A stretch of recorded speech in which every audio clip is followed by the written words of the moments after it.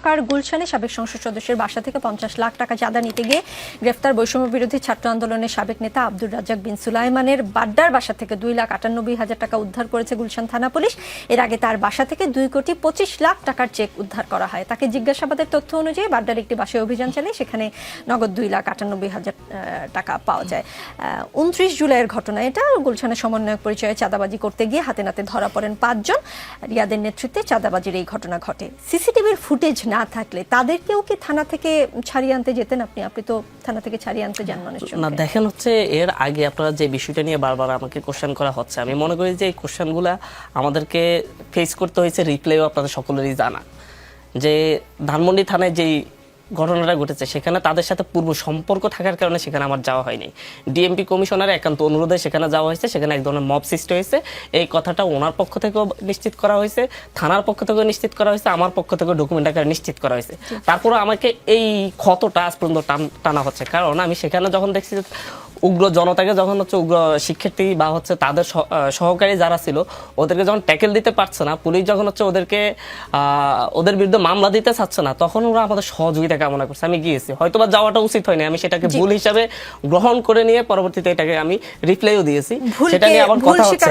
পাশাপাশি আরেকটা প্রশ্ন করে আপনি উত্তর দিতে পারেন। রিয়াদের ইস্যুটা শেষ করি। আচ্ছা, আমি আরেকটা প্রশ্ন করে নিই, একই সঙ্গে উত্তর দেন। বছরও পার হয়নি গণ অভ্যুত্থানের, বছর না ঘুরতে অভ্যুত্থানকে টাকা বানানোর মেশিন বানালেন সমন্বয়করা, এরকম যখন বলছে মানুষজন, তখন এটা নিয়ে আপনাদের কেমন লাগে? আচ্ছা, আমি দুইটা কথাই বলি। এক হচ্ছে আমাদের সমন্বয়ক লিস্টে 158 জন সমন্বয়ক ছিল। প্রাথমিকভাবে আমাদের 58 জনের একটা কমিটি ছিল, সেখানে হচ্ছে 12 জন সমন্বয়ক আর বাকিরা সহ সমন্বয়ক ছিল। পরবর্তীতে আমরা 30 জুলাই এবং হচ্ছে 2রা আগস্ট এই 2 তারিখে মিলিয়ে আমরা মোট 158 জনের কেন্দ্রীয় সমন্বয়ক টিম করি। সেই সমন্বয়ক সহ সমন্বয়ক টিমের মধ্য থেকে কতজন অর্থ কেলেঙ্কারির সাথে জড়িত বা হচ্ছে প্রুফ সহকারে আছে, সেই বিষয়টা আমার কাছে আমি প্রশ্ন রেখে গেলাম। তার মধ্যে থেকে হয়তো 8 জনকেও পাবে না বা হচ্ছে এই ধরনের কথা আসে নাই। পাশাপাশি হচ্ছে যে রিয়াদের ব্যাপারটাকে নিয়ে একটা মিডিয়া ট্রায়াল চালানো হয়েছে। রিয়াদ হচ্ছে বৈষম্য বিরোধী ছাত্র আন্দোলনের সমন্বয়ক পদ কখনো হোল্ড করে নাই, সহ সমন্বয়ক পদও কখনো হোল্ড করে নাই। রিয়াদ বর্তমানে বাকচাষের নেতা। বাকচাষ তাকে তার পদের তার কর্মী হিসাবে, তার নেতা হিসাবে স্বীকৃতি দিয়ে তাকে বহিষ্কার করেছে।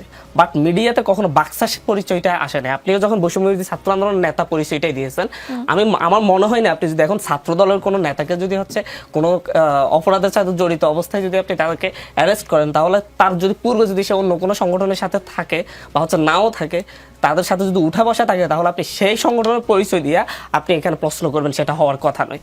বিষয়টা হচ্ছে আমরা এমন একটা চক্রের মধ্যে ঘুরতেছি গত 1 বছর ধরে, যাচ্ছে হান্নান মাসুদ, তুমি গত 1 বছর আগে তোমার ওজন ছিল হচ্ছে 50 কেজি, এখন কেন 56 কেজি হয়েছে?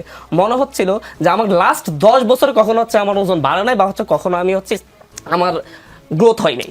বিষয়টা আমি এই চক্রটার কথা বলছি হচ্ছে এমন একটা ট্রায়াল আপনার মিডিয়া থেকে হোক, আবার হচ্ছে সোশ্যাল মিডিয়া থেকে হোক, আওয়ামী লীগের ফেস থেকে হোক, বিএনপির ফেস থেকে হোক, বিভিন্ন ফেস থেকে এমন একটা ট্রায়াল তৈরি করা হচ্ছে, এখানের মধ্যে আপনি সমন্বয়ক যারা আছে, সহ সমন্বয়ক যারা আছে, বৈষম্য বিরোধী যারা আছে, কয়েকটা ট্যাগলাইন, এই ট্যাগলাইনগুলোকে বিতর্কিত করার জন্য সর্বোচ্চ চেষ্টা করা হচ্ছে।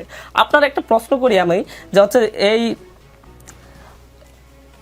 পুরান ঢাকায় যে লোকটাকে পাথর মেরে জনসম্মুখে হত্যা করেছে, তাদের হত্যাকারীদেরকে কয়দিনে রিমান্ড দেওয়া হয়েছে, কয়জনকে অ্যারেস্ট করেছে এবং কয়জনকে পুলিশ পিছনে ভেদে আবার হচ্ছে তারা সেরা লুকাতে চাইলে সেরাটাকে উপরে তুলে দিয়ে দেখিয়েছে।